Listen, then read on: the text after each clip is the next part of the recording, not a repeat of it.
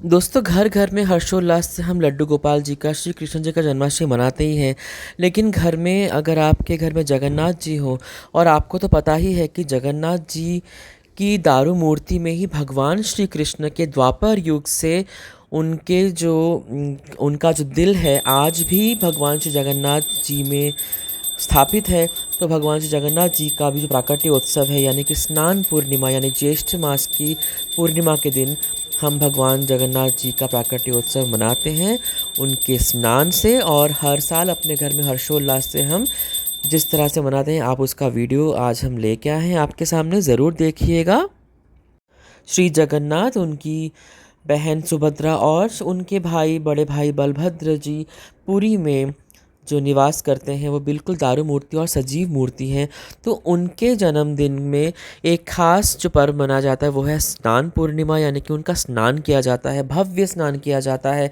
108 कलशों से भगवान श्री जगन्नाथ की मूर्ति का स्नान कराया जाता है और माँ सुभद्रा श्री बलभद्र जी का भी स्नान करवाया जाता है और साथ में सुदर्शन जी का भी स्नान करवाया जाता है। तो ये पर्व जो है हर्षोल्लास से हम अपने घर में मनाते हैं।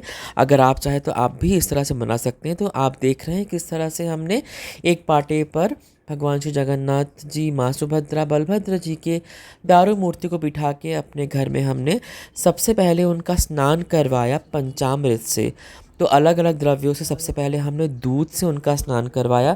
तो अगर आप भी स्नान करवाना चाहें सबसे पहले दूध से करवाएं, उसके बाद दही से करवाएं। दही से स्नान करवाने के बाद आप घी से स्नान करवाएं भगवान श्री जगन्नाथ जी का। घी के बाद आप मधु से स्नान करवाएं और इसके बाद आप शक्कर से भगवान का स्नान कराएं। तो पंचामृत स्नान ऐसे ही किया जाता है। दोस्तों अगर आपके घर में जगन्नाथ जी की मूर्ति नहीं है तो आप लड्डू गोपाल जी, भगवान श्री कृष्ण, भगवान श्री राम का भी आप जो है देव स्नान पूर्णिमा के दिन यानी ज्येष्ठ मास की पूर्णिमा के दिन आप अपने घर में श्री विग्रह का स्नान ज़रूर करवा सकते हैं। माता जी की मूर्ति का भी, कि श्री विग्रह का भी आप स्नान करवा सकते हैं, क्योंकि यह देव स्नान पूर्णिमा के नाम से ये पूर्णिमा मनाई जाती है। तो कोशिश करें कि आप भगवान जगन्नाथ के निमित्त सभी आपके घर में अगर कोई विग्रह है, श्री विग्रह है, उनका पंचामृत से स्नान करवाएं। पंचामृत से स्नान करवाने के बाद हमने श्री जगन्नाथ जी का विभिन्न विभिन्न जलों से यानी विभिन्न द्रव्यों से स्नान करवाया। इन जलों में सबसे पहले जो है सुगंधी जल भी आता है और इसके साथ फलों के रस से भी आप स्नान करवा सकते हैं। तो फलों के रस में हम गन्ने के रस से भगवान श्री जगन्नाथ जी, माँ सुभद्रा, बलभद्र जी का स्नान करवाते हैं, क्योंकि गन्ने की मिठास से ही हम भगवान को प्रसन्न करके उनसे ये प्रार्थना करते हैं कि हे भगवान, जिस तरह से गन्ने के रस में एक मिठास है, आप हमारे जीवन में भी अपने आशीर्वाद से हमारे जीवन में अपने मिठास को भर दीजिए। हमारे इस संसार में हमारे घर से सभी कलेश मिटा दीजिए, घर में बहुत मीठा वातावरण हो। आप गन्ने के रस के बाद मैंने इस तरह से जो है फलों के रस में मैंने संतरे का रस भी, उनसे भी मैंने संतरे के रस से भगवान श्री जगन्नाथ जी का स्नान करवाया। आप विभिन्न प्रकार के फलों के रस से, फूलों के रस से भी स्नान करवा सकते हैं। भगवान को बहुत ही प्रिय है उनका स्नान और अभिषेक विभिन्न फलों के रस से हो। और हमने नारियल के पानी से भी भगवान का जो है अभिषेक किया है। और इस तरह से हमने नारियल पानी से अभिषेक करने के बाद भगवान श्री जगन्नाथ जी, माँ सुभद्रा, बलभद्र जी का स्नान करवाया है चंदन मिश्रित जल से भी। तो एक कलश में आप शुद्ध जल लें, उसमें चंदन घोल लें, उसमें कर्पूर भी जो है आप दे सकते हैं और पुष्प, सुगंधित पुष्पों से भी आप उस जल में जो है सुगंधी जल आप बना लें और भगवान श्री जगन्नाथ जी का स्नान करवाएं। इस तरह से देवस्नान पूर्णिमा के दिन हम स्नान करवाते हैं। देखिए दोस्तों, प्रभु तो सिर्फ भाव के भूखे हैं। मंदिर में जिस तरह से अलग अलग नीतियों से मंदिरों में स्नान किया जाता है भगवान श्री जगन्नाथ जी का, हम शायद घर में इस तरह से ना कर सकें। लेकिन आप बिल्कुल भी आप ये ना सोचें कि मंदिर में जिस तरह करते हैं अगर हम नियम ना पालन कर सकते भगवान रुष्ट हो जाएंगे, बिल्कुल नहीं।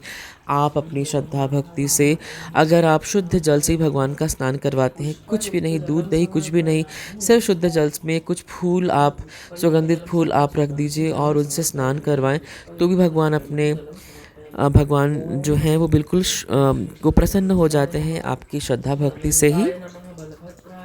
दोस्तों, मैंने पिछले 3 सालों से जो है स्नान पूर्णिमा के अपने घर में जो मैंने जिस तरह से मनाई है उसके वीडियोस दिए हुए हैं, और लिंक में भी मैं डिस्क्रिप्शन में भी उसका लिंक दे दूंगा, तो आप देख सकते हैं किस तरह से हमने अलग अलग तरीके से मनाया हुआ है।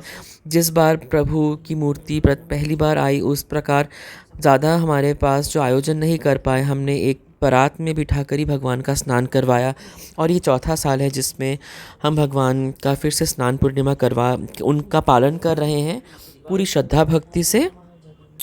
अगर आप भी स्नान पूर्णिमा मना रहे हैं तो एक चीज़ का ध्यान रखें कि पूर्णिमा के दिन आप जब स्नान कराना शुरू करें तो भी भगवान की आरती आप कर्पूर से करें, और उनका स्नान हो जाने के बाद भी आप उनको धूप और दीपक दर्शावे और कर्पूर से भगवान जगन्नाथ की आरती ज़रूर करें, क्योंकि भगवान श्री जगन्नाथ को कर्पूर की आरती बहुत ही प्रिय है।